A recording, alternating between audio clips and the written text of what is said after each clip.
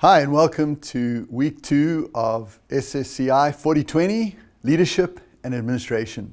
Really glad to be back with you this week. Last week we looked at your course outline, we discussed how you use MindTap, and we also looked at how you're going to approach your assignments. This week we want to drill down on probably a foundational question for this course, and that is, what does it mean to be a leader? Someone has said that there are over 400 definitions of leadership. And we're going today to look at Richard L. Daft's definition of leadership and what it means to be a leader. There are many different approaches to leadership. Leadership research has surfaced a number of angles from which you can view leadership, and we're going to look at those today. So let's talk about our learning objectives as we progress through this week. And the first one is that we want you to understand the full meaning of leadership and see the leadership potential in yourself and in others. There is this wrong idea that leaders are born. In fact, we know that leaders are made. And so we're looking at, through this course, some of the skill sets and mindsets that you can develop to help you become a better leader. We also want to look at and recognize the 6 fundamental transformation in today's organizations and leaders. We're going to identify the primary reasons for leadership derailment. Why do leaders derail? Why do they reach a certain point and then undertake actions or certain habits that derail their leadership capacity? We're going to look at that together. We also want to look at the traditional functions of management and leadership, and you're going to compare what does it mean to be a leader? What does it mean to be a manager? Is there a distinction between them? And how do I know when I'm functioning as one or the other? We're going to look at that. We also want you to appreciate the crucial importance of providing direction, alignment, relationships, and personal qualities and outcomes in your leadership processes. And then we're going to look at how leadership has evolved and how historical approaches apply to the practice of leadership today. And this for me is quite an exciting piece of the learning journey, because leadership has moved from the great person theory down through the first industrial revolution, right down now to where we are in the fourth industrial revolution, where we're looking at leadership as a process of collaborative, agile interaction with leaders and followers. And so we'll be looking at that in depth. And this whole notion of leader, context, and follower as pivotal to leadership effectiveness. So let's define leadership together. Leadership is defined as an influence relationship among leaders and followers who intend real changes and outcomes that reflect their shared purposes. And there's some things here that I think you really want to highlight as you're looking at and thinking through the idea of leadership this week. And that is, number one, leadership is about influence. Leadership is not about control. And so often people have this perspective of leadership that it's about control. Leadership is an influence relationship because followership is totally voluntary. And we tend to miss that sometimes as leaders. The second thing I want to highlight is that it's a relationship. It is a relationship between the leader and the followers. And actually it's better to diagram it horizontally than vertically. And it's a bidirectional relationship. Leaders influence followers, but as Keith Grint has highlighted, followers also have a tremendous influence upon the leadership. And so we see it's among leaders and followers. And I like this notion in the definition. They intend real change. Leadership is about change. Management is about ensuring the status quo, stability. But leadership looks at where we are now, where we need to be, and how we're going to get there. And so leaders and followers work together because they intend real change and outcomes that reflect their shared purposes. This is why we exist. This is what we want to accomplish. And here's how we're going to do that.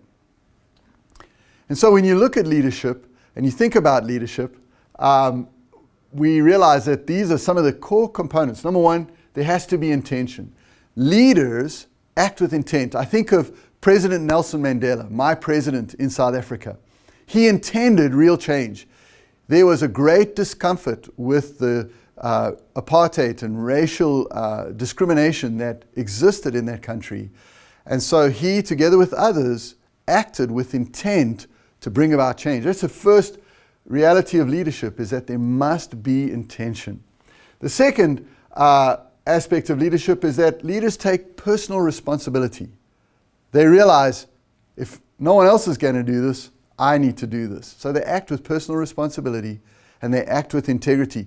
They stay true to who they are, to their personal beliefs, values, and attitudes. And so they act to bring about real change. Of course, it's a shared purpose.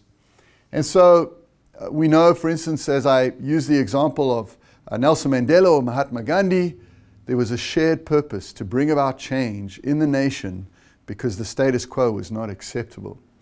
And we realize that leaders need followers. You cannot lead if people aren't following you. And it's a relationship of influence. So those are core components. When you think about leadership, you want to be thinking about these core components of leadership. So we notice then, as we've mentioned, leadership is not about control. Leadership is about influence. And it's a relationship, but it's an active relationship. As Northhouse 2018 highlights, leaders always initiate and maintain relationship. Leaders are the ones who initiate the relationship, and they maintain that relationship. We notice that the influence is multi-directional. Leaders influence followers, followers influence leaders, and together they influence others as they enact this change. And so there's this multi-directional dimension to leadership and followership. And it's non-coercive. We'll look at French and Raven's 6 dimensions of power. And leaders do not use coercive power as their main focus of influence. And so often influence is about idealized influence. It's about modeling the way and intellectual stimulation. We notice that it's reciprocal. Keith Grint, a great leadership scholar, said that just as great children influence their parents, so great followers influence their leaders to become better leaders. And so we notice that it's not a unidirectional relationship. Leadership and followership are reciprocal. It's always around people who want substantive changes. And we highlight that the qualities needed to be a great leader are the same qualities that are needed to be an effective follower. All right, so leaders must have followers. Someone has said, if you're a leader and no one is following you, you're somebody who's just out for a walk. Do people follow you? Will people follow you? And sometimes it's not so much even your personality as it is the vision that you together are pursuing, and they see that you have the capacity to achieve that vision. So leaders must have followers, but in this whole realm of followership research, which is becoming a big area of research, we realize that effective followers think for themselves, and they carried out assignments with enthusiasm and energy. And so we then highlight this idea, very important, that leadership is shared among leaders and followers. We no longer talk of the heroic leader.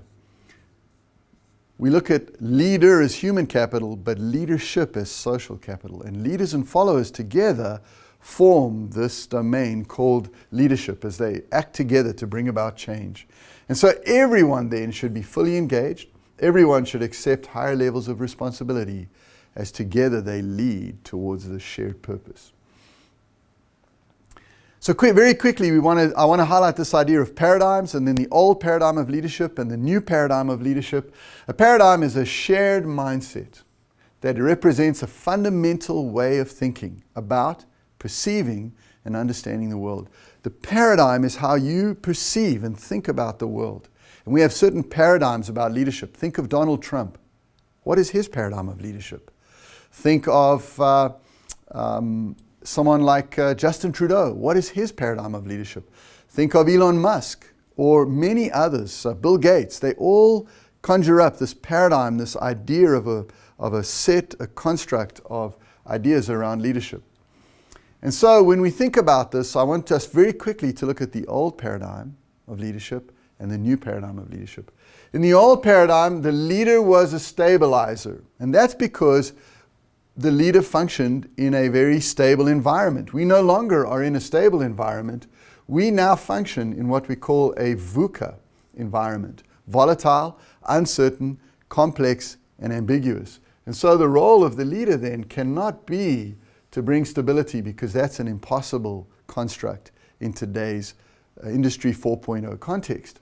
And so now the leader, rather than being a stabilizer, needs to learn to be a very effective change manager, and actually a change leader even more than a change manager. And so the new paradigm leader looks at, how do I bring about change? What do we need in this environment to support that change? How do I facilitate that across the organization? The old paradigm leader was a controller, top-down authority.